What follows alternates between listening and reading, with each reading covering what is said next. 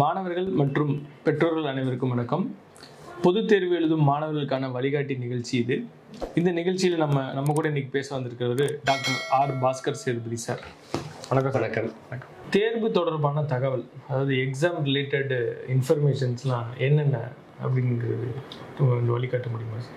அதாவது இது எப்படின்னா, பொதுத் தேர்வு எழுதக்கூடிய மாணவர்களை பொறுத்த மட்டும் அந்த ஆசிரியர்களோட கோச்சிங் கொடுக்கக்கூடிய ஆசிரியரோட பள்ளியோட சேர்ந்து தெரிஞ்சுக்கிற வேண்டிய விஷயம் என்னன்னா, பொது தேர்வில் அவங்க என்ன தேர்வு எழுத போகிறாங்களோ அந்த தேர்வு தொடர்பான தகவல்களை தெளிவாக புரிஞ்சுக்கணும். அப்படி புரிஞ்சுக்கிட்டாங்கன்னா அவங்களுக்கு அதுவே எந்த அளவுக்கு புரிஞ்சுக்கிறாங்களோ, எந்த அளவுக்கு அவங்களுக்கு அது புரியுதோ, அது எந்த அளவுக்கு அவங்க கைட்ட கிளியர் அது தெளிவான தகவல் இருக்கிறதோ அந்த அளவுக்கு அவங்களுக்கு நிம்மதியாக பரிட்சை எழுத முடியும் பீஸ்ஃபுல்லாக.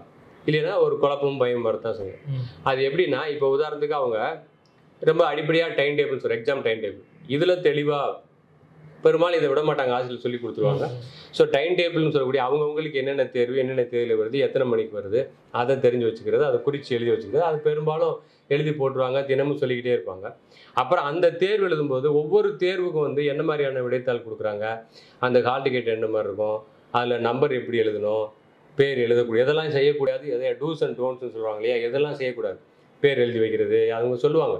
நம்பரை நம்ம தேர்வு நம்பர் சரியாக வந்திருக்கா, நம்மளுடைய பேர் சரியாக எழுதுகிற அந்த ஹால் டிக்கெட்டில் இருக்கா, அதை நம்ம எப்படி எழுதணும், அதெல்லாம் சொல்லிக் கொடுப்பாங்க, பயிற்சி கொடுப்பாங்க.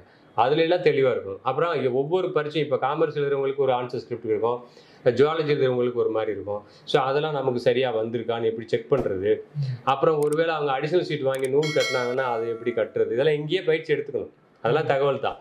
அப்புறம் அவங்களுக்கு முத நாளே போய் அவங்க சென்டரில் சில பேர் சென்டர் வேற இடத்துக்கு போவாங்க, அந்த சென்டரை முதலே போய் பார்த்து வச்சுக்கிறது எப்படி, அந்த சென்டருக்கு எப்படி போயிட்டு வர்றது, எத்தனை மணிக்கு போகிறது, அப்படி அந்த சென்டருக்கு போனோம்னா முன்கூட்டியே போய் நம்மளுடைய ஹால் எதுங்கிறத அவங்களுக்கு போர்டு எழுதி வச்சுருப்பாங்க, அந்த நம்பரை தேர்ந்துக்கிறது.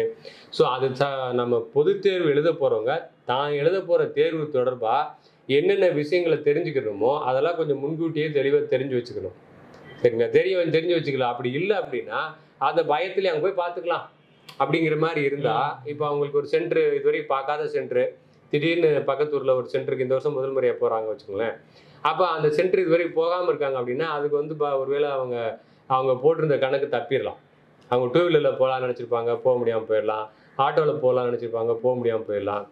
அந்த மாதிரி பஸ்ஸு கிடைக்காம இப்போ அவங்க கவனமாக இருக்கும். தகவல் எத்தனை மணிக்கு பஸ் வரும் அப்படின்னு. அதாவது தேர்வுன்னா அப்படின்னா வெறும் தேர்வு மட்டும் இல்லை, தேர்வு தொடர்பான அத்தனை அம்சங்களும், எப்படி தேர்வு எழுத போகிறோங்கிறதுல இருந்து யார் எங்கே அப்போ அங்கே தேர்வு நடக்குது அப்படின்னா அந்த தேர்வுக்கு நம்ம வீட்டுக்கு எவ்வளோ தூரம், எப்படி நம்ம போயிட்டு வர போகிறோம் தினமும், அது மாதிரி நிறைய பேருக்கு பிரச்சனை இல்லை தான். இருந்தாலும் சொல்ல வர்றேன், அந்த ஆன்சர் ஸ்கிரிப்ட் எப்படி ஹேண்டில் பண்ணணும், பக்கத்தில் அந்த வகுப்பில் எப்படி பிஹேவியர் இருக்கணும், மற்றவங்க எப்படியா நடந்துக்கிட்டா நம்ம எப்படி நடந்துக்கணும், இதெல்லாம் ஆசிரியர் சொல்லுவாங்க, அதெல்லாம் கூர்ந்து கவனிச்சுக்கணும்.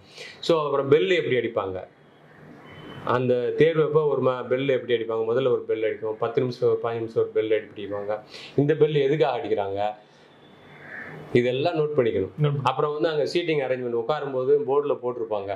அப்போ வரிசை நம்ம உட்காரும்போது நமக்குன்னு ஒரு குறிப்பிட்ட வரிசையில் வரும், அது நம்ம வரிசை சரியாக வருதா எப்படி வருங்கிறதுக்கு ஒரு பிளான் போட்டிருப்பாங்க, ஹால் பிளான். அதில் நம்ம சரியாக இருக்கோமா, இது மாதிரிலாம் தெரிஞ்சு வச்சுக்கிறது நல்லது. அதெல்லாம் சொல்லுவாங்க ஆசிரியர்கள், தலைமை ஆசிரியர்கள். அப்படி சொல்லும்போது அதெல்லாம் தெரிஞ்சு வச்சுக்கலாம். அப்புறம் பேப்பர் எப்படி இவங்க பேப்பர் அந்த ஆன்சர் ஸ்கிரிப்டை திருத்துறதுக்கு நல்ல வழிமுறைகள்லாம் இருக்கு. அதனால நம்ம இங்கேயா தவறு பண்ணிட்டா அங்கே போய் அவங்க அதை சிக்கலை உண்டாக்கிடும் அந்த பேப்பர் திருத்துறவங்களுக்கு. அப்போ தகவல் நல்லா தெரிஞ்சு வச்சுக்கிட்டோம் அப்படின்னா தேர்வு தொடர்பான எல்லா தகவலும் தெரிஞ்சு வச்சுக்கிட்டா, தனக்கானதான் ஊருக்கானதெல்லாம் இல்லை, தனக்கானதை மட்டும் தெரிஞ்சு வச்சுக்கிட்டாங்கன்னா அது அவங்களுக்கு ஒரு தெளிவாகவும் கொஞ்சம் அமைதியாகவும் இருக்கும். அப்போ அவங்க அந்த மகிழ்ச்சியான தேர்வு எழுதுதல், கொண்டாட்டமாக தேர்வு எழுதுதல் அப்படிங்கிற அந்த கான்செப்டில் அவங்களுக்கு பிடிபடும், அது சரியாக வரும். எனவே பொது தேர்வு எழுதக்கூடிய மாணவர்களும் அதற்காக அவருக்கு கோச்சிங் கொடுக்கக்கூடியவங்களும் பெற்றோர்களும் அந்த தகவல் எல்லாம் ஓரளவுக்கு தெரிஞ்சு வச்சுக்கிட்டு அவங்களே ஒரு சிறிய ஒரு பிளான், ஒரு திட்டம், இந்த தேர்வு எப்படி அணுகுது எப்படின்னு இப்போ நம்ம பேசின விஷயங்கள்லாம் வச்சு இந்த பொது தேர்வு எழுதக்கூடிய மாணவனோ மாணவிக்கோ நல்லபடியாக அதிகபட்சம் அவங்க திறமையை வெளிக்காட்டி தேர்வு எழுதுவதற்கு என்னெல்லாம் செய்யணும் அப்படின்னு ஒரு பிளானே வச்சுக்கலாம், ஒரு திட்டம், ஒரு செயல் திட்டமே வச்சுக்கிட்டு அதுபடி அந்த தேர்வுக்கான முயற்சிகளை பூரா எடுத்துக்கிட்டே வந்தீங்கன்னா அமைதியாக இருக்கும், சூழல் அமைதியாக இருக்க மாதிரி பார்த்துக்கலாம். அதுக்கு பிறகு அவங்க அவங்களுடைய தயாரிப்பு, அவங்களுடைய பரீட்சைக்கு அவங்க தயாரிக்கிற விதம், படிக்கிற விதம் எல்லாமே எஃபிஷியண்ட்டாகவும் ரொம்ப நல்லா இருக்கும், எஃபிஷியண்ட்டாக இருக்கும். அதுக்கப்புறம் அவங்க அந்த பொதுத் தேர்வு எழுதி அந்த எழுதிட்டு அதனால் வரக்கூடிய அந்த ரிசல்ட்டு நிச்சயமாக அதிகபட்சம் அவங்களுக்கு நல்ல மதிப்பெண் எடுத்து தேர்ச்சி பெறக்கூடிய, அதாவது அவங்களால எவ்வளோ முடியுமோ அந்த அளவுக்கு அவங்களால எவ்வளவு முடியுமோ மேக்சிமம் அது கிடைச்சாலே மிகப்பெரிய மகிழ்ச்சி கொண்டாட்டமாக இந்த பொதுத் தேர்வை அணுகலாம்.